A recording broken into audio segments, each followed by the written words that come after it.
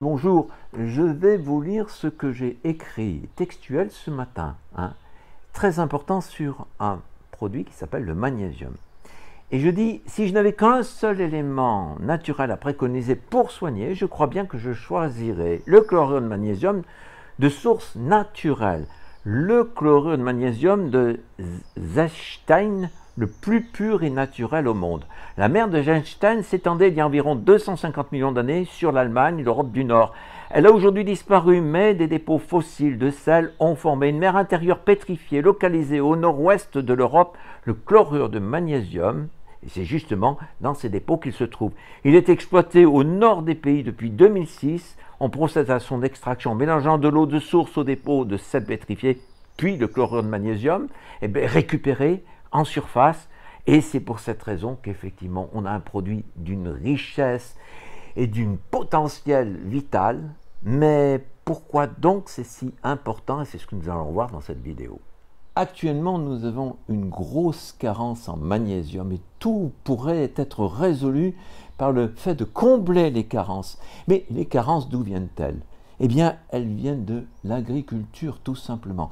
Et c'était un phénomène qui était très connu dans les années 50, et surtout l'utilisation des engrais chimiques, NPK, le phosphore et le potassium, qui vont déséquilibrer, donc ces engrais qui vont déséquilibrer l'équilibre minéral des légumes que nous mangeons tous les jours. Donc, il y a une gravité, c'est que les sols aujourd'hui sont érodés, il y a une érosion massive des sols, et on a beau dire il faut manger 5 fruits et légumes par jour, mais ce n'est pas suffisant.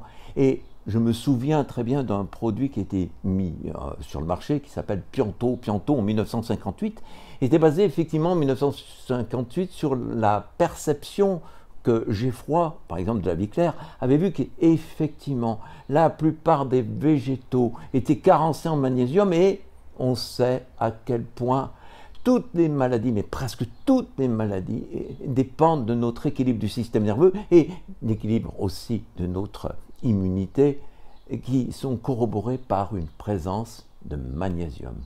Les amis, quelque chose que j'ai écrit particulièrement sur le site merveilleux qui s'appelle Acteur Nature, dont je suis le rédacteur en chef, et qui corrobore une perception d'une autre civilisation qui était la Mésopotamie, et les signes de déclin d'ailleurs de cette civilisation. Alors les signes de déclin se trouvent dans l'agriculture à cette époque. Pour certains auteurs, c'est ce que j'écris, et scientifiques avisés, le déclin d'une civilisation se perçoit dans l'agriculture et son mode d'expression. Il n'est pas besoin d'être historien pour remarquer que de vastes empires tout autour de la Méditerranée n'ont eu qu'une durée assez brève, et il est à prendre en compte que toute civilisation porte en soi un germe de décadence, et que, par une loi biologique obscure, toutes les races sont condamnées à disparaître. Mais, si nous sommes attentifs, dans l'Antiquité, ce fut l'épuisement des sols par une agriculture spoliative, et c'est ce qui se passe aujourd'hui encore, qui fit des dégâts. La terre devenue stérile, les habitants émigrèrent, la faim finit par chasser les hommes d'un lieu où une civilisation prospère avait vu le jour. La Mésopotamie fut la région du monde la plus peuplée, et on vit une société d'un rare raffinement s'étioler puis disparaître insensiblement. Actuellement, c'est un désert. Qu'est-ce qui a stérilisé cette région? Certes, il y a eu des changements climatiques, la destruction des guerres, des systèmes ingénieux d'irrigation, tout cela est vrai. Cependant, la seule vraie cause fut la spoliation des éléments nutritifs du sol par une agriculture aveugle, et la fertilité a disparu. La fertilité des sols, l'agriculture, les végétaux sains, c'est le magnésium qui crée cette capacité. La chlorophylle est un élément important pour les végétaux, et seul le magnésium apporte cet élément vital. Aujourd'hui, il y a une carence presque généralisée de tous les sols, et une carence endémique sur toute la société, et ça se traduit par des troubles relativement graves, et c'est ce dont nous allons voir là tout de suite. Là, je reviens à l'article que j'avais écrit sur Acteur Nature et surtout, la gravité revient au 19e siècle avec l'invention des engrais chimiques. Hein. Donc c'est Liebig qui démontra l'importance de l'azote qu'on pouvait mettre sur les plantes pour les dynamiser, mais aussi du phosphore sous forme de phosphate et puis de la potasse sous forme de potassium. Mais il a oublié un élément vital, le magnésium. Et alors, au début de la Première Guerre mondiale, les engrais chimiques font leur apparition. Hein. Donc on a commencé à faire une culture un peu plus intensive. Cette découverte bouleverse les habitudes agricoles. Plus besoin de fumier, les engrais nouvellement au point sont d'un emploi simple et les prix sont raisonnables, donc c'est toujours une question de pognon, mais ils augmentent de façon spectaculaire les rendements, la rentabilité. La perception de Liebig n'était pas dépourvue d'esprit scientifique, et voilà que, pour ainsi dire, il devait y avoir une santé des sols artificielle, comme il devait y avoir une santé pour tous aussi artificielle avec des médicaments. Donc tout était artificiel. La santé, les trucs comme ça. Mais on oubliait fondamentalement que la santé naturelle, c'est quand même extrêmement mieux. Et puis, il y a eu une apparition d'un être fabuleux au début du XXe siècle, ça a été le docteur Delbé. Delbé, c'était un ponte de la médecine traditionnelle et il s'est trouvé confronté à une guerre horrible, la Première Guerre mondiale, la guerre de 14, où ça a été une hécatombe. Et il y avait énormément de souffrances et énormément d'hécatombes. Et les gens, surtout lorsqu'il y avait des plaies, ça ne guérissait pas. Il n'y avait pas les antibiotiques, il n'y avait pas de moyens. Donc il y avait des antiseptiques qu'on faisait localement sur les plaies, parce que c'était une véritable boucherie. Et là, il a trouvé une solution magnésienne. On a utilisé le magnésium sur des plaies, et il a inventé cette méthodologie qui s'appelait la cytophylaxie. C'est-à-dire qu'on s'est rendu compte que le magnésium, le chlorure de magnésium qui était utilisé, qui était dilué dans de l'eau et qu'on appliquait sur certaines régions qui étaient traumatisées et qui risquaient l'infection ne se développait pas. Et il y a eu des rédemptions en quelque sorte de plaies qui guérissaient sous cette influence. Et puis, il a été tout à fait étonné, c'est que autour de lui, les infirmières semblaient tout à fait euphoriques et là, même sous cette boucherie, en quelque sorte, il s'est posé la question, mais est-ce qu'on ne pourrait pas boire finalement cette solution? Et il pose la question aux infirmières, mais elles lui ont répondu, mais c'est ce que nous faisons, et c'est pour cette raison que nous sommes gaillardes, en pleine forme, et que nous avons les capacités de nous vitaliser. Et là, il y a eu une thérapie au magnésium. Il a inventé ce qu'on appelle la delbiase. La delbiase, effectivement, c'est un phénomène des années de la Première Guerre mondiale.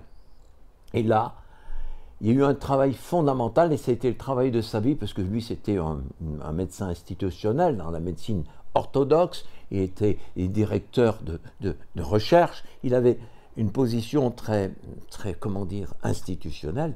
Et là, il a découvert cette possibilité qu'avait le magnésium aussi de faire face au cancer. Et là nous allons raconter une histoire qui est quand même assez fabuleuse.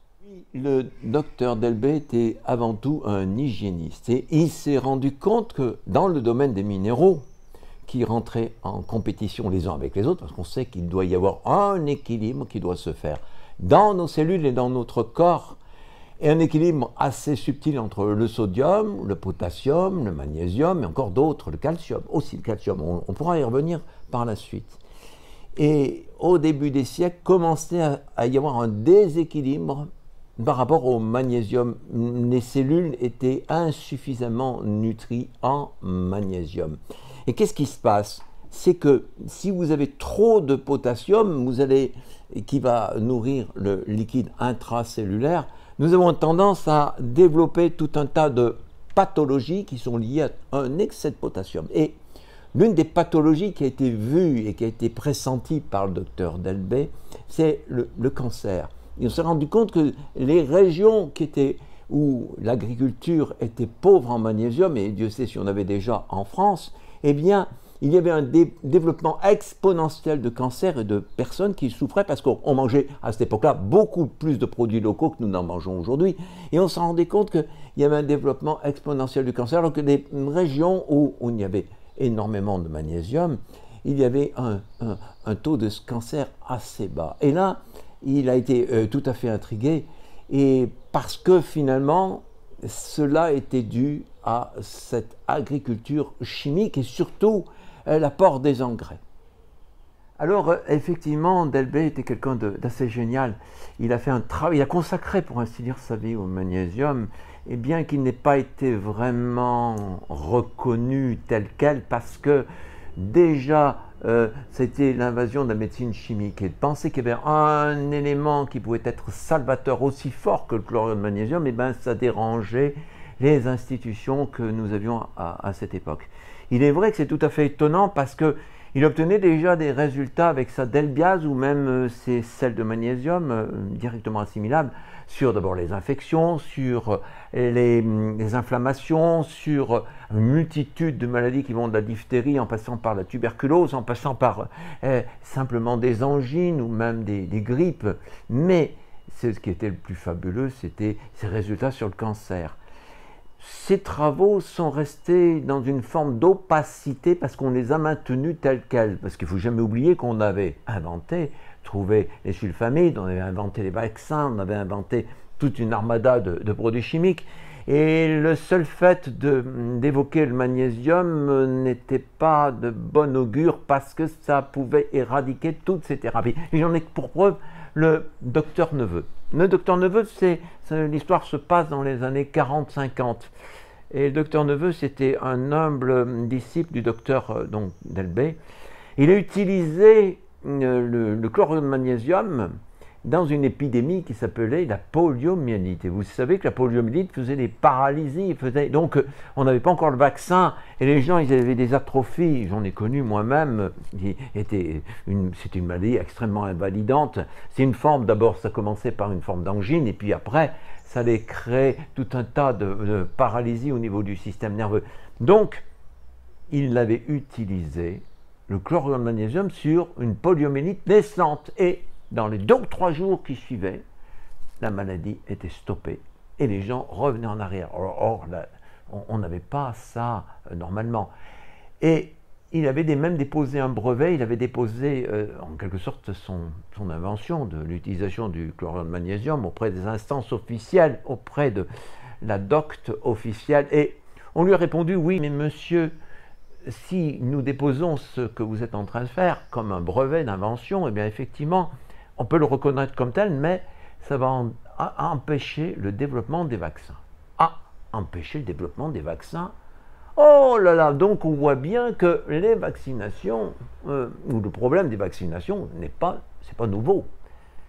Déjà, il y avait un système où il y avait déjà des récalcitrants au vaccin, et le docteur Neveu en était un, et il montrait à quel point il y avait la possibilité d'éradiquer une maladie comme la diphtérie, la poliomyélite. Mais aussi, le professeur Delbé avait mis en évidence tout un tas d'avantages aussi d'utiliser le magnésium pour apporter une résistance au système nerveux. Et celui qui en a fait vraiment l'apologie, c'est le docteur Martin Dutheil.